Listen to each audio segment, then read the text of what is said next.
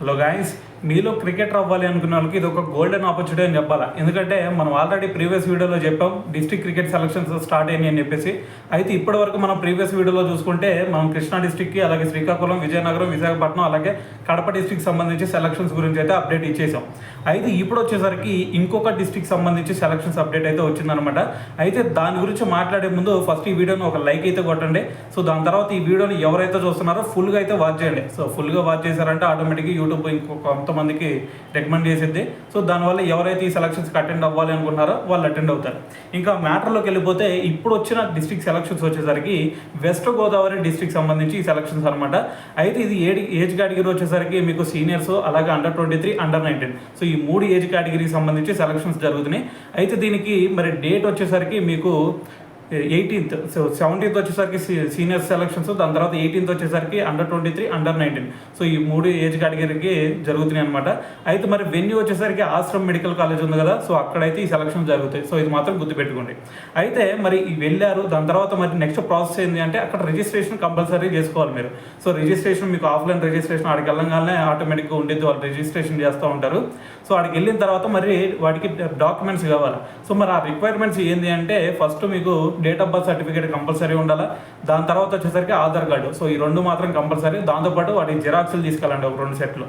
అయితే దాని తర్వాత వచ్చేసరికి మరి ఇంకా రిక్వైర్మెంట్స్ ఏమైనా కావాలంటే first white and white uniform compulsory, shoe compulsory. ఈ 2 లేకుండా మిమ్మల్ని లోపలికి కూడా అడుగు పెట్టినారు. సో దాని తర్వాత వచ్చేసరికి ఎవరు కిట్ బ్యాగ్ వాళ్ళకే ఉండాలి. దాని తర్వాత ఎవరు కూడా అక్కడ మీకు బాల్స్ ప్రొవైడ్ చేయడం కానీ, బ్యాట్స్ ప్రొవైడ్ చేయడం కానీ, కిట్ బ్యాగ్స్ ప్రొవైడ్ చేయడం కానీ ఏది కూడా జరగదు. సో మీ ఓన్ కిట్ మీకు ఉండాల్సిందే. సో ఇది మాత్రం గుర్తుపెట్టుకోండి. అయితే దీని తర్వాత మీరు అక్కడ సెలక్షన్స్కి వెళ్ళిన తర్వాత ఓన్లీ 3 కేటగిరీస్ ఉంటాయి. ఒకటి బౌలరా, బ్యాట్స్మనా, వికెట్ కీపరా, ఈ 3 మాత్రమే. ఆల్రౌండర్గా నేను పర్ఫామ్ చేస్తా అంటే ఎవరు కూడా ఒప్పుకోరాడా. సో ఏదో ఒకటి మాత్రమే మీరు ప్రిఫర్ చేయండి. సో ఏదో బౌలర్ అయితే నేను ఇచ్చే టిప్స్ ఏంటంటే మీరు సెలెక్ట్ అవ్వడానికి, సో మీరు ఒకటే గుర్తుపెట్టుకోండి, మీరు బౌలర్ అయితే వికెట్ తీయాల్సిన అవసరం లేదు, యార్కర్లు వేయాల్సిన అవసరం లేదు. సో ఒకటే మీరు గుర్తుపెట్టుకోవాల్సింది ఏంటి అంటే బాల్ని పిచ్ మీద ప్లేస్ చేయడం, దాని తర్వాత అది గుడ్ లెంత్ వేస్తారా లేదంటే షార్ట్ లెంత్ వేస్తారా, ఏదైనా సరే మీ ఇష్టం. అంతేగాని యార్కర్లకు మాత్రం ట్రై చేయొద్దు. దాని తర్వాత వికెట్ కోసం అస్సలే వెళ్ళొద్దు, ఓకేనా. ఇది మాత్రం గుర్తుపెట్టుకోండి.